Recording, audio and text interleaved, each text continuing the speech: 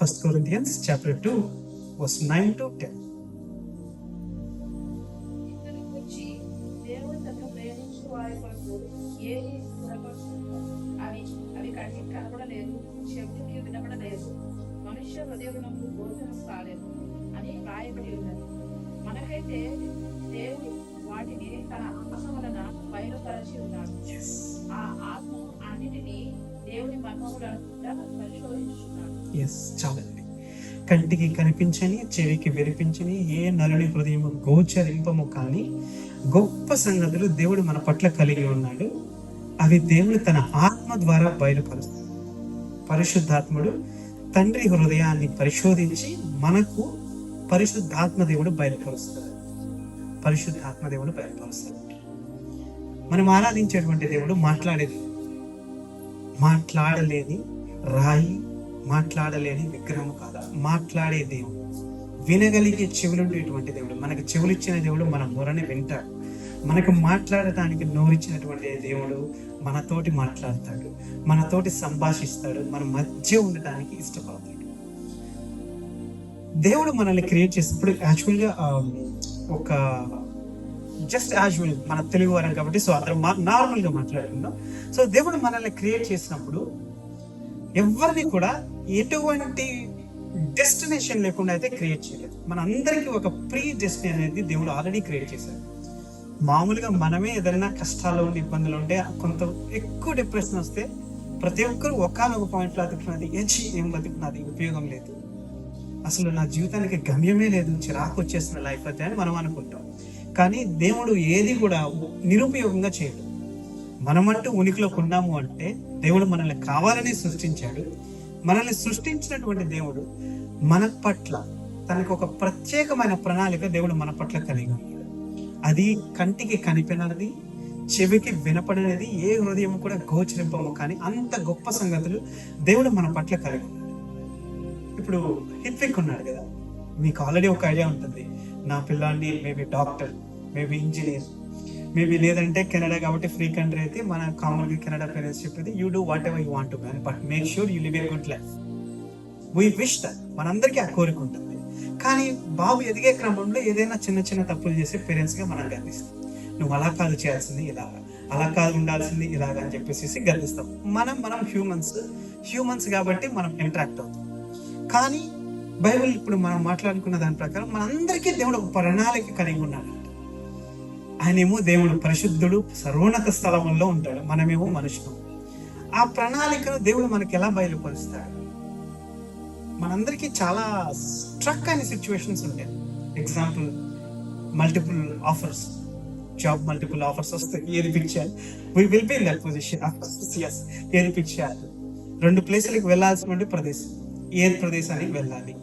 కార్లో వెళ్ళాలా, బస్సులో వెళ్ళాలా? ఇవన్నీ జస్ట్ చిన్న మ్యారేజ్ ప్రపోజల్స్ వస్తాయి. ఎవరిని మ్యారేజ్ చేసుకోవాలి? ప్రతి విషయంలో కూడా దేవునికి ఆల్రెడీ మన పట్ల ఒక ప్రణాళిక ఉంటుంది. మన పట్ల మనకు ఒక ప్రణాళిక. దేవుడు మన పట్ల కలిగి ఉన్నదేమో pre destiny. God already fix. అది మనకి దేవుడు ఎలా బయలుపరుస్తాడు?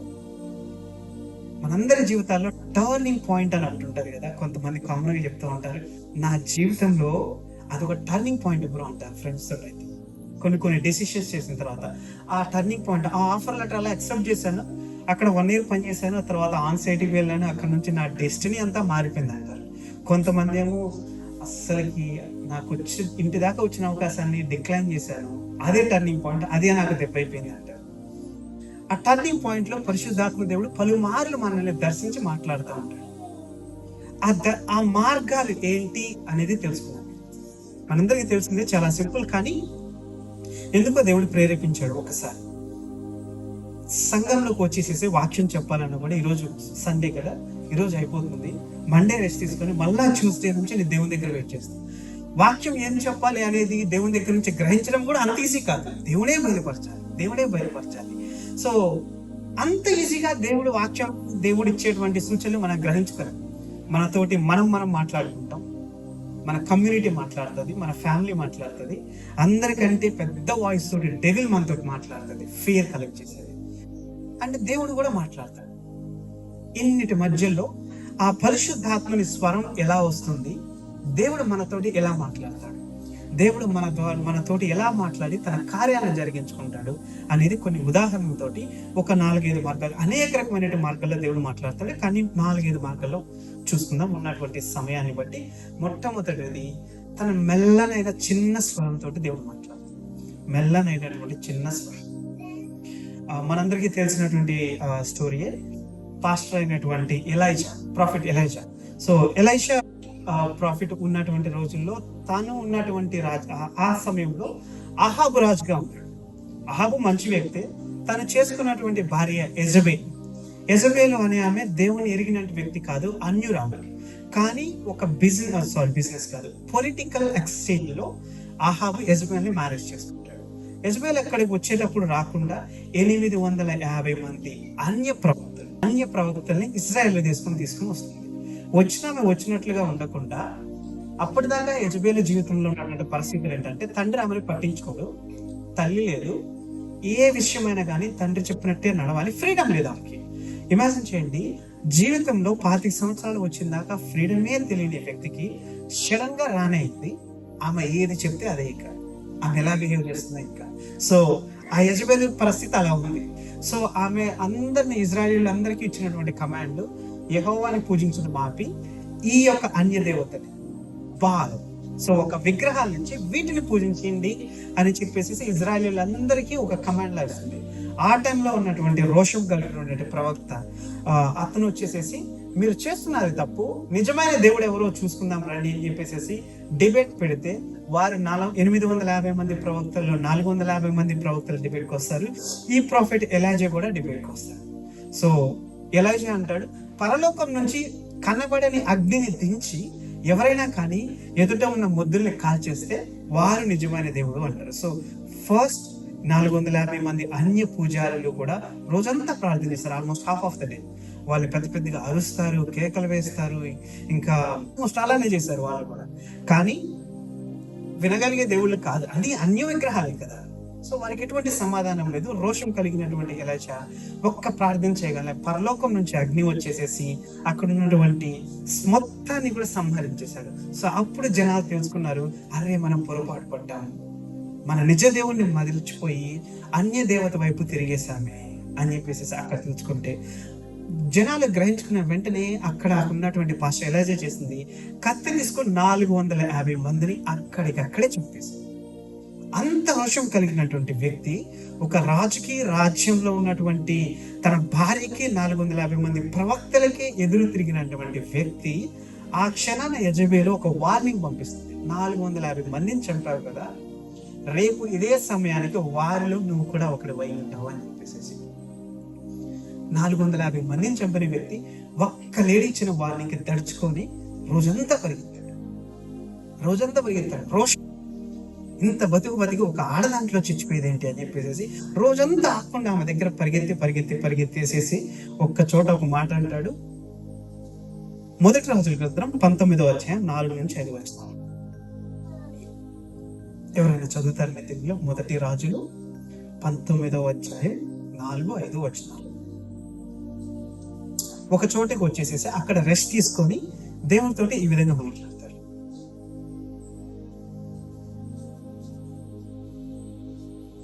నేను చదువుతాను ఇంగ్లీష్ లో. He came to broom bush, sat down under it and prayed that he might die. I have enough, Lord, he said. Take my life. I am no better than my ancestors. Then he lay down under the bush and fell asleep. రోజు దినమంతా ప్రయాణం చేసి ఒక చోట పడుకొని దేవుడితో చెప్తున్నాడు, నేను చేయాల్సిన పోరాటం అంతా చేశాను, ఇంకా నా ప్రాణాన్ని తీసేసుకొని అక్కడ పడుకున్నాడు. దాని అర్థం ఏంటి? నేను పడుకుంటాను, నాకు తెలియకుండానే నా ప్రాణాన్ని నా దగ్గర నుంచి తీసేసుకో అని చెప్పేసి.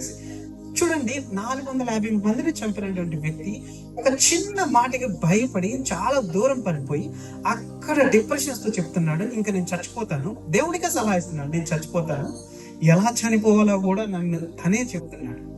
ఒక సామెత ఈ మధ్య ఎవరు ఉన్నారు, వెన్నపూసల నుంచి వెంటనే తీసినట్లుగా నా ప్రాణాన్ని తీసుకో ప్రభు అని ఎవరో ప్రార్థన చేశారంట. అది గుర్తొచ్చినప్పుడల్లా నా వస్తుంది. సేమ్ ఎలా చేసింది కూడా అంతే, నేను నిద్రపోతాను, నిద్రలో నా ప్రాణం తీసుకో. డిప్రెషన్, యాంగ్జైటీ, మనందరిలో కూడా ఇదే పరిస్థితి వస్తుంది. ఇన్ని సంవత్సరాలు మంచిగా జీవితం సాగుతానే ఉంటుంది. ఒక చిన్న లెటర్, ఒక చిన్న ఫ్యామిలీ న్యూస్, ఒక చిన్న ఎమర్జెన్సీస్ రాగానే ఏం చేయాలో ఏం అర్థం కాదు. సడన్ గా మనం కూడా డిప్రెషన్స్ వెళ్ళాం. ఆ సమయంలో మనం అందరం వెయిట్ చేస్తాం, దేవా నాతో ఒక మాట మాట్లాడు, నువ్వేం మాట్లాడతావు, నువ్వేమి ఆదరిస్తావు నన్ను అని చెప్పేసి యాంగ్జైటీలో ఉన్నప్పుడు దేవుని వాక్యం కోసం అందరూ ఎదురు చూస్తారు. మీరు ఎదురు చూసారా? నాకైతే చాలా అనుభవాలు ఉన్నాయి. యాంగ్జైటీస్ డినై చేయలేము, మనం అందరం మనుషులమే, అందరికీ యాంగ్జైటీ స్ట్రెస్సెస్ ఉంటాయి. ఆ సమయంలో దేవుని వాక్కు కోసం ఎదురు చూస్తాం. నా అనుభవంలో నేను నేర్చుకున్నది ఈ వాక్యంలో కూడా అదే దేవుడు చెప్తున్నారు వాక్యం ద్వారా. యాంగ్జైటీలో ఉన్నప్పుడు, స్ట్రెస్ లో ఉన్నప్పుడు, మనం ఎదురు చూస్తున్నప్పుడు దేవుడు అస్సలు మాట్లాడు.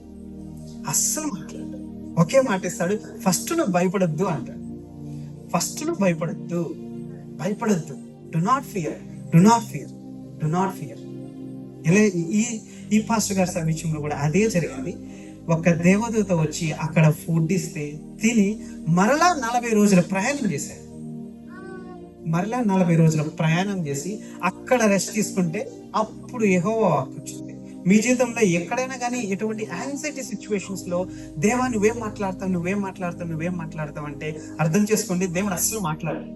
మీరు మనొద్దట మీ మనస్సు, మీ బ్రెయిన్ నిదానించిన తర్వాత అప్పుడు దేవుడు ప్రశాంతంగా మాట్లాడతాడు. ఎలా మాట్లాడతాడో చూద్దాం.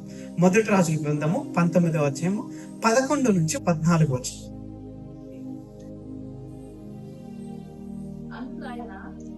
పోయి పర్వతం మీద యెహోవా సముఖమునందు నిలిచి ఉండుమని సెలవిచ్చెను.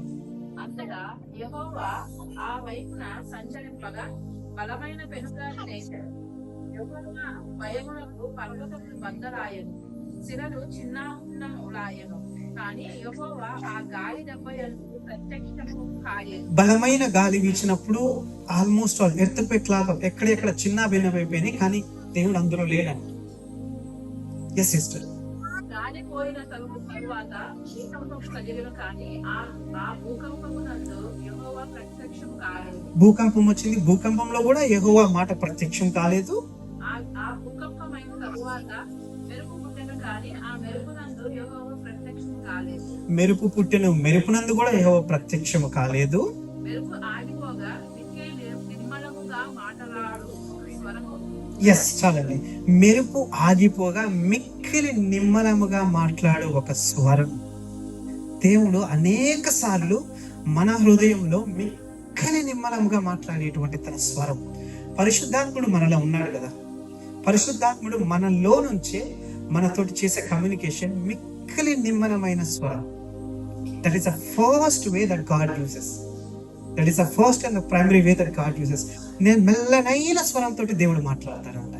భూకంపం వచ్చినప్పుడు అందులో లేదు, యాంగ్జైటీలో ఉన్నప్పుడు అందులో లేదు, అండ్ ఫైర్ తో వచ్చినప్పుడు అందులో లేదు, ఇంకా బలమైన గాలి వచ్చినప్పుడు అందులో లేడు, కానీ ఒక మెల్లనైన స్వరంతో దేవుడు మాట్లాడుతున్నాడు. మొట్టమొదటిగా దేవుడు మాట్లాడేటువంటి మార్గము మెల్లనైన స్వరంతో మనతో మాట్లాడతాడు. మెల్లనైన స్వరంతో పరిశుద్ధాత్ముడు మనలో మన ద్వారా మాట్లాడతాడు. అది మనం అనుకున్నప్పుడు మాట్లాడు, మనము యాంగ్జైటీలో ఉన్నప్పుడు అసలు మాట్లాడు. సో మొదట మీ యాంగ్జైటీని, మీ స్ట్రెస్ ని, మీకున్నటువంటి ప్రెషర్స్ ని తగ్గించి అప్పుడు మెల్లనైన స్వరంతో దేవుడు మాట్లాడతాడు. మొట్టమొదటిగా దేవుడు మాట్లాడేటువంటి మాట, వన్ ఆఫ్ ద వేస్ మెల్లనైన స్వరం, మెల్లనైన నెమ్మది స్వరంతో. దేవుడు ఎక్కడ కూడా పెద్ద పెద్దగా అరిచేసేసి, కొంతమంది పెద్ద పెద్దగా అరిచేస్తే పవర్ అనుకుంటారు. ఈవెన్ అడుగు చెప్పొచ్చు, చాలా మంది పాస్టర్ కూడా పెద్ద పెద్దగా అరిచేస్తారు. No need to. పవర్ ఉంటే చిన్నగా చెప్పినా కూడా పవర్ మేనిఫెస్ట్ అవుతుంది. చిన్ననైన స్వరం, అది పరిశుద్ధాత్ముడు మాట్లాడేది. మెల్లనైన స్వరంతో మాట్లాడతాడంట. మీ జీవితాల్లో కూడా మెల్లనైన స్వరం, పరిశుద్ధాత్ముడు ఏం మాట్లాడుతున్నాడు చిన్నని స్వరంతో. నిద్రపోతున్నప్పుడు చిన్నగా మాట్లాడతాడు. మెలకు రంగాల్లో ఒక చిన్నదైన స్వరంతో ఒక్కొక్కసారి పాటలు గుర్తు చేస్తాడు, ఒక్కొక్కసారి వాగ్దానాన్ని గుర్తు చేస్తాడు, ఒక్కొక్కసారి ఫలానా మనుషులు గుర్తు చేస్తాడు. ఎందుకో తెలియదు, వాళ్ళతో మాట్లాడతాం, వాళ్ళకి ఫోన్ చేసి మాట్లాడతాం అంటే వాళ్ళకున్న ప్రాబ్లమ్స్ ని మనతో షేర్ చేసుకుంటారు. ప్రార్థించి మెల్లనైన స్వరంని దేవుడు దాని మీద దృష్టి ఉంచమని ఈ రోజు మనకి జ్ఞాపకం చేస్తున్నారు. So the first method that God use, మెల్లనైన స్వరం, తిన్ననైన స్వరంతో. Second thing God uses is promptings. ప్రేరణ ఇస్తాడంట, మనతోటి ప్రేరణ ద్వారా మాట్లాడతాడు. సంసార స్టోరీ చిన్నపిల్లలకు కూడా తెలిసిందే, మొత్తం చెప్పను. కానీ తన యుక్త వయసు 25 సంవత్సరాలు వచ్చినప్పుడు, మ్యారేజ్ చేసుకోవాలి అనే వయసు వచ్చినప్పుడు ఆపోజిట్ కింగ్డమ్ లో ఉన్నటువంటి ఆమెను చూస్తాడు. నాకు ఆమె కావాలి మ్యారేజ్కి, నాకు ఆమెని నా భార్యగా తీసుకురండి అని చెప్పేసి తల్లిదండ్రులతో మాట్లాడతాడు. సో మేము బాధ పెట్టాడో ఇబ్బంది పెట్టాడో మనకి ఇక్కడైతే రాయలేదు, కానీ తన తల్లిదండ్రులు చూసి ఇజ్రాయిల్ అందరిలో నీకు ఆమె దొరికిందా పెళ్లి చేసుకోవడానికి, మనలో ఇంతమంది ఉన్నారు కదా, కావాలంటే ఏమేం చేసుకో, ఆమె మనకి విరోధి, ఆమె పెళ్లి చేసుకోవటం కుదరదు అంటే సంసోన్ పట్టుబడతాడు, నాకు ఆమె కావాలి, నాకు ఆమె కావాలి, తెస్తేతండి లేకపోతే లేదు అంటారు. కానీ ఫస్ట్ టైం నేను ఇది చదివినప్పుడు చాలా ఆశ్చర్యపోయాను. కొన్ని సంవత్సరాల క్రితం యెహోవా ఆత్మ అంట ప్రేరేపించిందంట సంసోన్ని, ఆమెను చూడు, ఆమెను పెళ్లి చేసుకో. న్యాయాధిపతులు 14వ అధ్యాయం 4వ వచనం.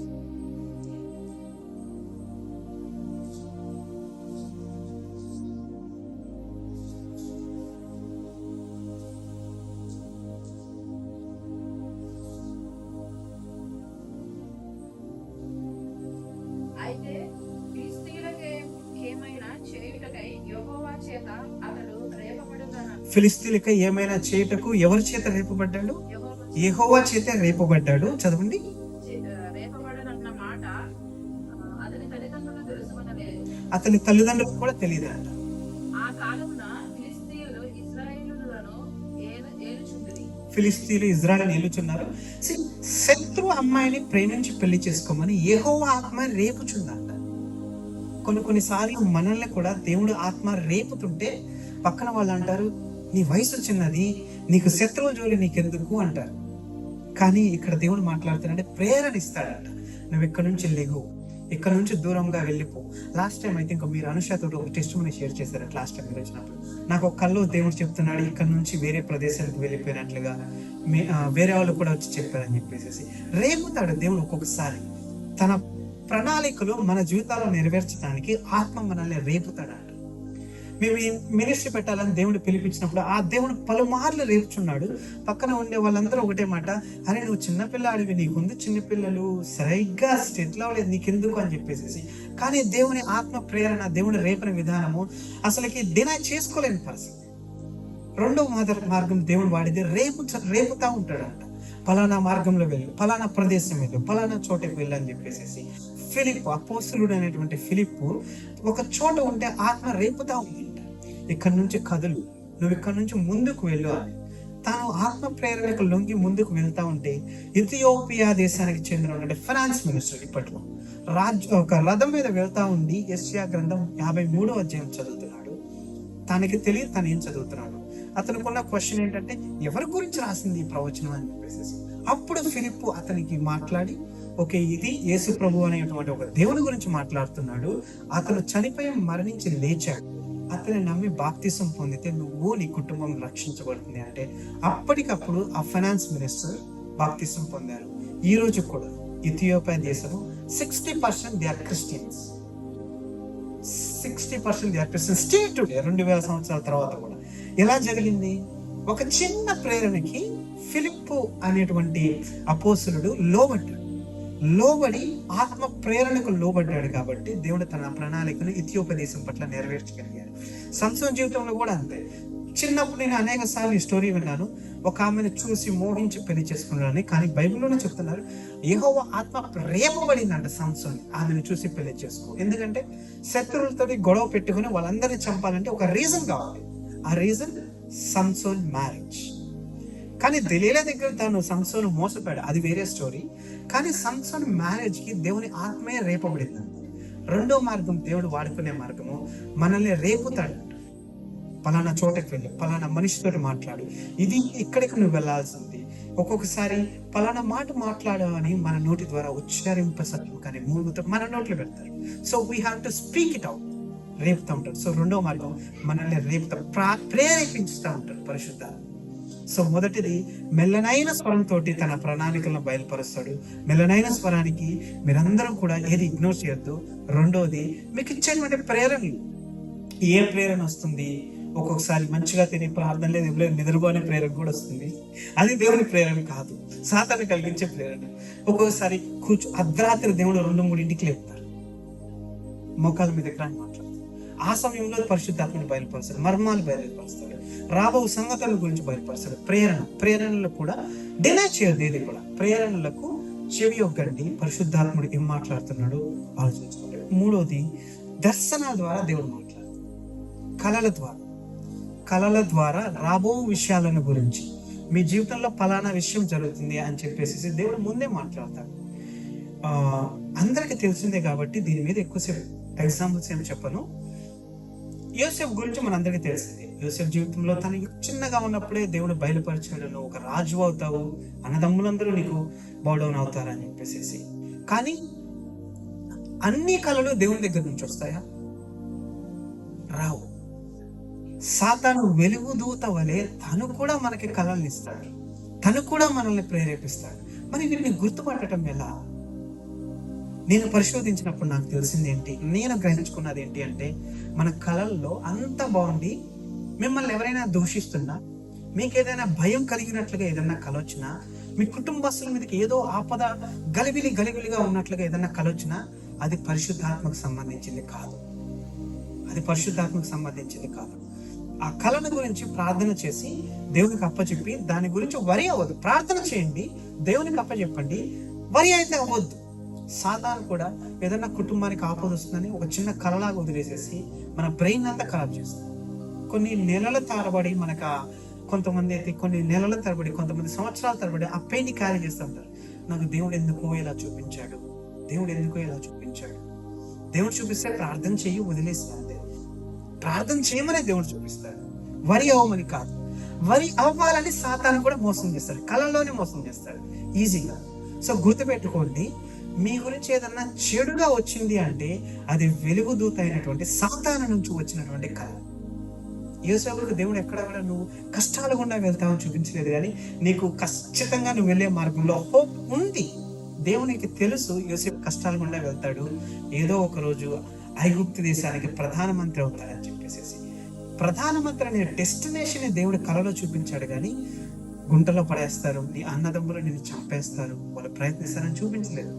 భయం అనేది అపవాది కలుగజేస్తాడు. భయానికి తావివద్దు. ప్రేరణల్లో భయం వచ్చినా, లేదంటే మీకు ఇచ్చేటువంటి కళల్లో భయం వచ్చినా, లేదంటే మీకు ఇచ్చేటువంటి స్మాల్ వాయిస్ లో భయం వచ్చినా, అదంతా సాతాను కలుగజేసేది. ప్రార్థించి దేవునికి వదిలేయండి, కానీ పరిశుద్ధాత్మ ద్వారా వస్తే గ్రహించుకోండి.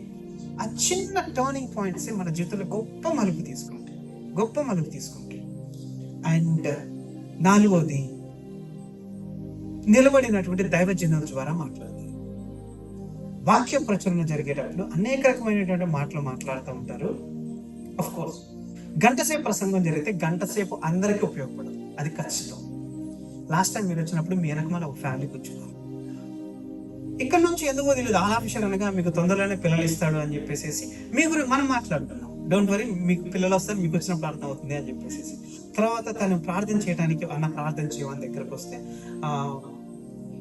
తనకి ఇమిగ్రేషన్ వాళ్ళ విషయమై ఇబ్బంది పడుతున్నారు. కానీ దేవుడు 2 సార్లు ఒకే మాట, పిల్లల్ని ఇస్తాడు, నువ్వు ఎక్కడే ఉంటావు, ఎక్కడే డెలివరీ అవుతావు, దేవుని సహాయం చేస్తాడు అని చెప్పేసి.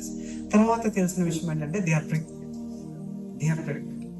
పరిశుద్ధాత్ముడు ధృవీకరిస్తాడు. బహుశా వాళ్ళ ప్రెగ్నెన్సీ ఆ టైంలో ఇమిగ్రేషన్ పోలేదు, ఇబ్బందుల్లో ఉన్నారేమో, మనకే విషయమో తెలియదు, కానీ నాకు తెలియదు ఎందుకో. కానీ తర్వాత తెలిసినటువంటి విషయం నిజంగానే ప్రెగ్నెన్సీ అండ్ పెయిన్ లో ఉన్నారు, ఏమవుతుందో తెలియక, ఇమిగ్రేషన్ ఏమవుతుందో తెలియక. కానీ పరిశుద్ధాత్మ దేవుడు నిలబడినటువంటి వ్యక్తి కాదు, పరిశుద్ధాత్మ దేవుడు ఇచ్చినటువంటి ఆదరణ, నువ్వు ఎక్కడే ఉంటావు, నీకు ఎక్కడే పిల్లలు పుడతారు, నేను ఎక్కడే స్థాపిస్తాను అని చెప్పేసి నిలబడినటువంటి వ్యక్తి ద్వారా దేవుడు మాట్లాడతారు, ఆత్మపూర్ణులైనటువంటి వ్యక్తి ద్వారా. అండ్ ఎనఫ్ టైం ఉంది కాబట్టి ఇంకొక మాట చెప్తాను. మన కెనడా లాంటి దేశాల్లో ఒక స్ట్రీట్ ఉంటే ఇటొక చర్చ్ ఉంటాయి. ఎస్ ఉంటాయి. కానీ దేవుడు చెప్తున్నారు, ఆత్మపూర్ణమైన సంఘానికి వెళ్ళండి, ఆత్మపూర్ణులైన వారితోటి సహవాసం కలిగి ఉండండి. ఆత్మపూర్ణులై దేవుని ఆరాధించేవారు ఎలా ఆరాధిస్తారండి? ఆత్మతోనూ సత్యముతోనూ. ఆత్మ ప్రేరణకు లొంగని వారితోటి ఆత్మ లేని సంఘాల్లోకి వెళ్ళవద్దు. ఐఎమ్ సారీ, ప్రస్తుతానికి దేవుడు నాకు ఇచ్చిన కుటుంబం మీరు ఒక్కళ్ళే, మీరు ఉండాలని చెప్పట్లేదు, ఉన్న నిజాన్ని బట్టి చెప్తున్నాను, ఉన్నది ఉన్నట్లుగా చెప్తున్నాను. ఆత్మ లేని సంఘానికి మిమ్మల్ని మీరు వశపరుచుకోవద్దు. భయంతోటి వణుకుతోటి మీకు ఇచ్చినటువంటి రక్షణను కొనసాగించండి. మీ రక్షణ కొనసాగించాలి అంటే స్టేజ్ మీద పొగ వస్తుందనో, లేదంటే మంచిగా ఫెలోషిప్ ఉందనో, లేదంటే ఇంకో కార్యక్రమాలు ఉన్నాయనో, ఇంకొక చోట ఉందనో వెళ్ళొద్దు. పరిశుద్ధాత్మని నడిపింపు మీకుందా? పరిశుద్ధాత్మని గురించినటువంటి బోధ మీకుందా? పరలోకమును గురించినటువంటి బోధ మీకు లభిస్తుందా?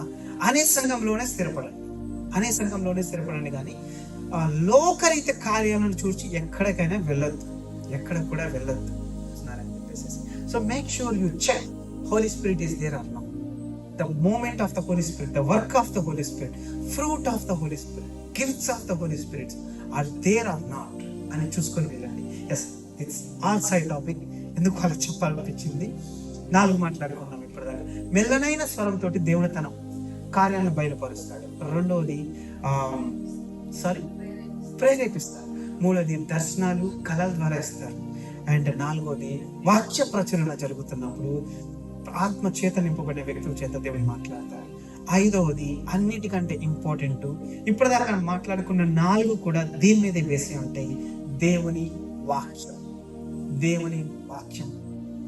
యేసు ప్రభు కూడా దేవుడే అని వాళ్ళు నేనేం చేయరు. యేసు ప్రభు దేవుడు కాదు అని. యేసు ప్రభు కూడా దేవుడు ఏంటి? అందరిలో కూడా అంటారు. కూడా ఏంటి?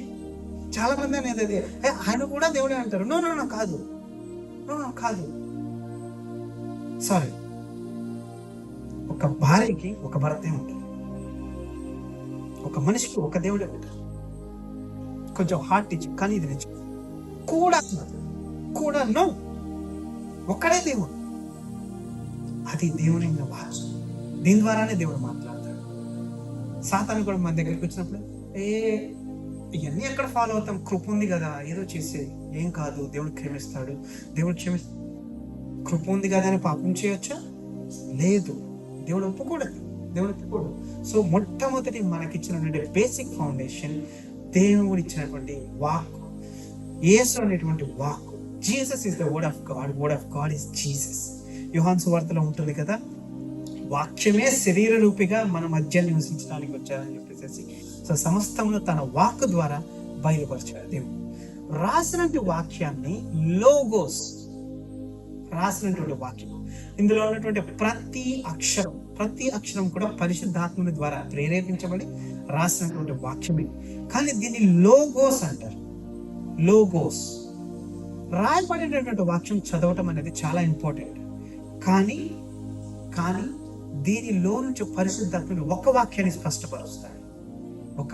దాన్ని రేమా అంటారు. పరిశుద్ధాత్ముడే ఇస్తాడు దానికి. మన పరిస్థితులకు తగ్గట్లు, మనం ఉన్నటువంటి ఇబ్బందులకు తగ్గట్లు, లేదంటే మనం చేయవలసినటువంటి నిర్ణయాలకు తగ్గట్లు ప్రతిదీ కూడా వాక్య ద్వారా దేవుడు మనకు బయలుపరుస్తాడు. మీకు అఫ్ కోర్స్ ఈ అనుభవం ఉండే ఉంటుంది. వాక్యం చదువుతుంటే బంగారం మెరిసినట్టు ఒక అక్షరం తక్కువని మెరుస్తుంది.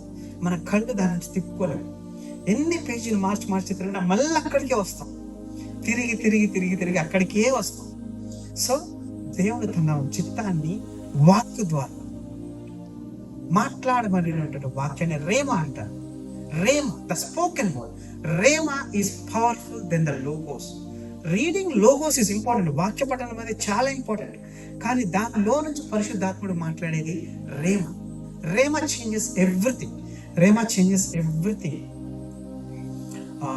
బైబిల్లో ఒక మాట ఉంటుంది, జ్ఞానము లేక నా జనులు నశించిపోవచ్చున్నారు. Without lack of knowledge my people perish. జ్ఞానము లేక నా జనులు నశించిపోవచ్చున్నారు, వాక్య జ్ఞానము లేక. కానీ ఈ రోజుల్లో చూడండి, మనందరికీ ఒక్కొక్కరికి ఒక్కొక్క పర్సనల్ బైబిల్ ఉంది. మన మొబైల్ ఓపెన్ చేస్తే ఫస్ట్ మొబైల్ యాప్ బైబిల్ అని పెట్టుకుంటారు కొంతమంది సెంటిమెంట్ గా. అందరికీ access to the Bible is so much today, is so vivid. ఇంత యాక్సెస్ ఉన్నా కూడా ఇట్స్ సెటిలింగ్ యాజ్ ఇన్ఫర్మేషన్. చాలా మంది ఇన్ఫర్మేషన్ గా చదివినట్టు చదువుతారు. Yes, it's good to know that information. It's good to know, it's good to read the Bible. We have to read the Bible every day. But దానిలో నుంచి పరిశుద్ధాత్ముడు ఒక వాక్యాన్ని మనకు స్పష్టంగా బయలుపరుస్తారు. రేమా, the spoken word by the Holy Spirit. The spoken word by the Holy Spirit. That will change everything. Spoken word by the Holy Spirit will equip us, will empower us and will transform us. ఉదాహరణకి best example ఏంటంటే Peter and the disciples అందరూ పడవలో నడుచుకుంటూ వెళ్తారు. నడుచుకుంటూ వెళ్తున్నప్పుడు sudden గా winds వస్తున్నాయి, వేవ్స్ వస్తున్నాయి, పడవ అల్లకల్లోలం అయిపోతుంది. సడన్ గా జీసస్ వాటర్ మీద నడుచుకుంటూ వెళ్ళేసేసి డు నాట్ బి అఫ్రైడ్, మీరు భయపడొద్దు, నేనే భయపడొద్దు అంటారు. ఆ మాట అందరూ మెదలుకుంటూ ఉంటారు. పేతురు అయితే ప్రభువా నువ్వే అయితే నేను బయటికి రానా అంటారు. సో మనందరికీ తెలిసిన story. So yes Peter, it is me, you come out అంటారు కదా, నువ్వు కూడా నడవచ్చు నాకులాగే అంటే పేతురు విశ్వాసంతో అడుగు తీసి నేల మీద వేయగానే పేతురు నడుస్తారు. నీటి మీద నడిచింది ఆ దినం మొదలుకొని ఈ దినం దాకా ఇద్దరు, యేసు ప్రభు వారు, పేతురు వారు. కానీ రీసెంట్ గా 19th సెంచరీలో జరిగిన ప్రయోగాలు ఏంటి అంటే, దేవుని వాక్యం ద్వారా దేవుడు చెప్పాడు, నమ్మువానికి సమస్తమును సాధ్యము, నీకు అసాధ్యమైనది ఏదీ లేదు, మేము కూడా నీటి మీద నడుస్తామని చెప్పేసి కొంతమంది కెమెరాస్ పట్టుకొని నీటి మీద నడవటానికి 40 రోజులు ఉపవాసం ఉండేసేసి ట్రై చేశారు. నీటి మీద కాలేయంగానే మునిగిపోయారు స్టార్టింగ్ లో. ఎందుకు? ఫస్ట్ లో నాకు ఈ డౌట్ ఉండేది, తర్వాత పరిశుద్ధాత్ముడు బయలుపరిచింది. That word is for Peter only. పలకబడినటువంటి వాకు పీటర్ మాత్రమే, అందరికి కాదు. So the rhema is separate for everybody. మీకు ఇచ్చినటువంటి పరిశుద్ధాత్మని ప్రవచన వాక్కు నాకు ఉపయోగపడదు, నాకు ఇచ్చినటువంటి పరిశుద్ధాత్మని ప్రవచన వాక్కు మీకు ఉపయోగపడదు. ఆ పరిశుద్ధాత్మని ప్రవచన వాక్కు ఎక్కడ దొరుకుతుంది అంటే లోగోస్ లో దొరుకుతుంది. రాయబడింది మొత్తం లోగోస్. ఇందులో నుంచి దేవుడు మనతో ఒక్క మాట మాట్లాడేది రేమా. రేమా రేమా మనల్ని బలహీనుల్ని బలవంతుల్ని చేస్తుంది, దేవుని చిత్తాన్ని మనకి కనబరుస్తుంది, కార్యాలను మనకు బోధిస్తుంది. రేమా రేమా. అందుకనే దావీదు భక్తుడు అంటాడు, నీ వాక్యంలో నీ ధర్మశాస్త్రమునందు గూఢమైనటువంటి నిధులను చూచునట్లు నా కళ్ళని తెరవండి. కళ్ళతోనే కదా నువ్వు వాక్యాన్ని చదివేది. నన్ను అది కాదు, మనోనేత్రాలు తెరిస్తే గూఢమైనటువంటి భావాలు మొత్తం దేవుని వాక్యంలో పొందుపరచబట్టి, ఆ గూఢమైనటువంటి భావాలు పరిశుద్ధాత్మను మనకి రివీల్ చేసేది రేమా అంటారు. So logos are very good. ఇందాక చెప్పినట్లుగా జ్ఞానం లేక నా జనులు నశిస్తున్నారు, జ్ఞానము లేక నా జనులు నశించుచున్నారు. వాక్యం అనే జ్ఞానం అందరికీ లేదు ఈ రోజుల్లో. ఇన్ఫర్మేషన్ అయితే అందరికీ ఉంది. ఆదికాండం నుంచి ప్రకటన గ్రంథం దాకా ఎక్కడెక్కడ ఏం జరుగుతుంది అని అందరి దగ్గర ఇన్ఫర్మేషన్ ఉంది, కానీ ఆ రెవల్యూషన్ అనేది లేదు. ఆ రెవల్యూషన్ ఎలా వస్తుంది అంటే పరిశుద్ధాత్ముడు తానే మనకి బోధిస్తాడు. పరిశుద్ధాత్ముడు ఇచ్చేటువంటి రెవల్యూషన్నే రేమా అంటారు. Rhema will change. Rhema will transform. Rhema will equip. Rhema will help us to attempt the great things for God. Fifth point is దేవుడు వాక్కు ద్వారా, రేమా ద్వారా దేవుడు మనతో మాట్లాడతారు. సో ఐదు మాట్లాడుతున్నాం. మొట్టమొదటిది వచ్చేసేసి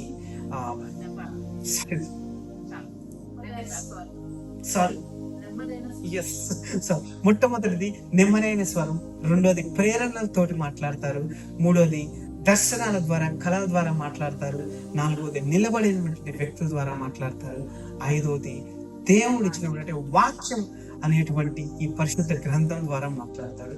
మనందరికి కూడా దేవుడు గొప్ప గొప్ప ప్రణాళికలు కలిగి ఉన్నారు. అందరూ దేవుని సేవ చేస్తారా అంటే కాదు, అందరూ కింద ఉంటారా అంటే కాదు, అందరూ సాఫ్ట్వేర్ జాబ్ చేస్తారా అంటే కాదు, అందరూ హౌస్ వైఫ్ అని ఉంటారా అంటే కాదు. కానీ ఒక్కొక్కరికి ఒక్కొక్కటి ఇందాక చదివినట్టు మూల వచనం ద్వారా ప్రీ డెస్టినీ దేవుడు ఆల్రెడీ కలిగి ఉన్నాడు. అది దేవుడు ఎలా బయలుపరుస్తాడు మనకి అంటే మనం మాట్లాడుకున్నటువంటి 5 విధానాల ద్వారా. మరి ముఖ్యమైనవి ఇంకా చాలా ఉన్నవి, సో అన్ని ఒకే రోజు కుదరవు. సో 5 ద్వారా దేవుడు ప్రేరేపించబడి మాట్లాడుతున్నాయి. సో పరిశుద్ధాత్ముడు మీకు ఇచ్చేటువంటి ప్రేరణని, మెలనైన స్వరాలని గుర్తుపట్టండి. దేవుడు మీ పట్ల గొప్ప ప్రణాళికలు కలిగి ఉన్నాడు. మనం ఉన్న చోట ఉండిపోవటం దేవుడికి అయితే ఇష్టం లేదు. గొప్ప ప్రణాళికలు దేవుడు మన పట్ల నెరవేర్చాలనుకున్నాడు. కానీ దానికి మనం చేయాల్సింది దేవుడు ఇచ్చేటువంటి వాక్కి, ప్రేరణకి, కళలకి, మెలనైన స్వరానికి మీరు కూడా అటెన్షన్ పే చేయండి. దేవుడు ఏం మాట్లాడుతున్నాడు. నేను ఎప్పుడు 2 అటెన్షన్స్ పే చేస్తాను. ప్రపంచ విధంగా దేవుని మూమెంట్ ఎలా ఉంది, నా పట్ల దేవుని మూమెంట్ ఎలా ఉంది, ఇప్పుడైతే ఈ సంఘం పట్ల దేవుని మూమెంట్ ఎలా ఉంది, మరి ముఖ్యంగా ప్రకటించబడేటువంటి బోధ అది సంఘములు ప్రపంచానికి ఇస్తున్నటువంటి బోధతోటి ఎలా అయి ఉందా లేదా, ఇది ఖచ్చితంగా చూసుకోవాలి. సో మీరు కూడా చూసుకోండి. దేవుడు మీ అందరి పట్ల కూడా గొప్ప ప్రణాళికలు నెరవేర్చడానికి ఈ 5 మార్గాల ద్వారా ఇప్పుడు మీతోనే కమ్యూనికేట్ అయి ఉంటాడు. సో మెలనైన స్వరానికి లోబడండి, ఎక్కడ కూడా ఎదురు తిరగొద్దు, నాకు ఇలానే చేస్తాను అని. అండ్ దేవుడు మీ ద్వారా గొప్ప కార్యాలు సాధించాలని ఆశిస్తున్నాను. ఇచ్చినటువంటి చిన్న వాక్యాన్ని దేవుడు దీవించిన కాక నిలబడినట్లయితే ఒక చిన్న ప్రార్థన చేసుకుందాం. పరిశుద్ధాత్ముడ ప్రభా దేవుడైనా, ఎస్ తండ్రి ప్రభానైనా, నీ వాక్కు ద్వారా మాట్లాడే ప్రభానైనా, కంటికి కనపడవు, చెవికి వినిపించవు, ఏ హృదయం కూడా గోచరింపమైన కానీ గొప్ప కార్యాలను నా పట్ల నేను కలిగి ఉన్నాను. ఎస్ తండ్రి, నీవు మా పట్ల కలిగి ఉన్నటువంటి కార్యాల ప్రభానైనా, ఆకాశము భూమికి ఎంత ఎత్తైనదో ప్రభానైనా అంత గొప్ప కార్యాలను నీవు మా పట్ల కలిగినావు. కానీ అవి మాకు ఎట్లా నీవు కనబరుచుకుంటావు అంటే ప్రభానైనా 5 మార్గాలకు చూపించే ప్రభానైనా, మెల్లనైన స్వరంతో నేను నీతో మాట్లాడతాను, గ్రహించుకొని నేను నీతో ఏం మాట్లాడుతున్నాను అని ప్రేరణలతో నేను నీతో మాట్లాడతాను.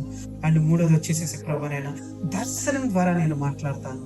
దర్శనం గూఢమైనటువంటి నిద్రలో ఉన్నప్పుడు నీతో దర్శనం ద్వారా, కళ ద్వారా నీతో మాట్లాడతాను. వాక్య ప్రచురణ జరుగుతున్నప్పుడు నీతో మాట్లాడతాను. నీ వాక్యం ధ్యానిస్తున్నప్పుడు దేవుని వాక్కు ద్వారా, రేమ ద్వారా నీతో మాట్లాడతాను. ఆ యొక్క వాక్యానికి లోబడి నిన్ను సమర్పించినప్పుడు నేను గొప్ప కార్యాలను నీ ద్వారా కలిగిస్తానని చెప్పి ప్రభానైనా నీ వాక్కు ద్వారా మాట్లాడేవు తండ్రి.